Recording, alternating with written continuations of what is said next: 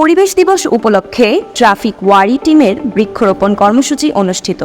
বিস্তারিত জাহাঙ্গীর আলম পলকের পাঠানো ভিডিও ও প্রতিবেদনে। আজ বিশ্ব পরিবেশ দিবস। এবছর বিশ্বের অন্যান্য দেশের মতো বাংলাদেশেও নানা কর্মসূচির মধ্য দিয়ে দিবসটি পালিত হয়েছে। বিশ্ব পরিবেশ দিবসে এবারে প্রতিপাদ্য বিষয় হচ্ছে করব ভূমি পুনরুদ্ধার, রুখব মরুময়তা, অর্জন করতে হবে মোদের খরা সহনশীলতা। দিবসটি উপলক্ষে ট্রাফিক ওয়ারি টিম র্যালি ও বৃক্ষরোপণ কর্মসূচি পালন করেছে। বুধবার সকালে ওয়ারি বিভাগের ট্রাফিক পুলিশের উপপুলিশ কমিশনার আশরাফ ইমামের নেতৃত্বে একটি র্যালি বের করা হয়। র্যালিটি জয় কালী মন্দির থেকে বের হয়ে হাটখোলা এসে শেষ হয়।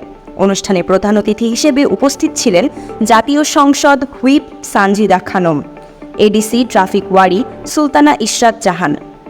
অনুষ্ঠানের শেষে বৃক্ষরোপণ কর্মসূচির অংশ হিসাবে অত্র এলাকার বিভিন্ন গুরুত্বপূর্ণ সড়কগুলোতে বৃক্ষরোপণ করা হয়।